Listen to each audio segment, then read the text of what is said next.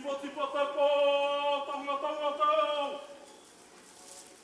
O karangata muri hau ka tūtū mai nā ngaru o te mana. Hiko na te uira, ki runga o te patu tātahi. Papa na te patitiri, ki ngā tāhuna katoa o Ngāti Awa whārui. Ngāti Awa, te toki te tangatanga i te rā, te ngahe i te wai. Ka tikara me tukuna mihi ki tā tātau ruarawa. Nāna i homai, nāna hoki i tango. Ka whakapainga ko tāna i ngā tapu. Ki ngā mate ata wā, o tira, ngā mate huhua o Ngāti Pūkeko. He maha rātou kua huri ki tua te ārau, i te wā e tau mai te mate ko whaori. Te uru tākai kino, i tūkino i a tātou tīkama. I haukotia, i nā mahi rūru, te hongi, te poroporo aki i a rātou. Nā reira, haere, whakangarātu rā. Huri nō kia tātou nā ngai hokana mai a rātou. Tēnā tātou katoa. I te komiti whakahare, ngā koutou te whakaroni, kia hiki nā te toki mana tau e hia tenei. He oi, ko ta tū atu anō a Ngāti Awa, ki te tū i te tū, te haka i te haka. Ko tua rā, he whakakaruhitanga i tēnā hapu, i tēnā whānau. Anei, a Ngāti Pūkeko, e tautau nei i te ngārahu kia whitawhita te ahu pakakina. Nā reira, e aku uti, e aku rahi, tēnā koutou, tēnā koutou, tēnā koutou katoa.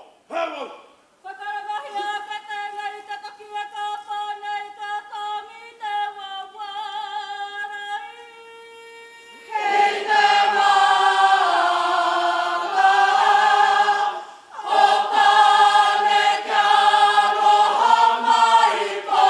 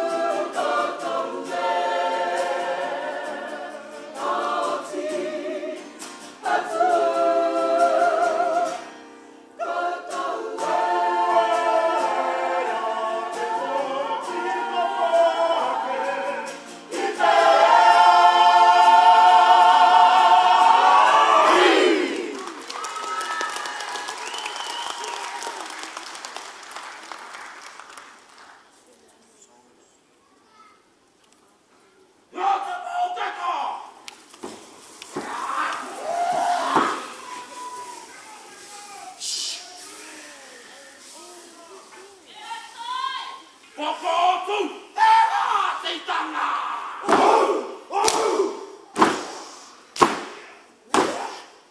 Pitää, pitää, pitää, pitää, pitää, pitää, pitää, pitää, pitää, pitää, pitää, pitää,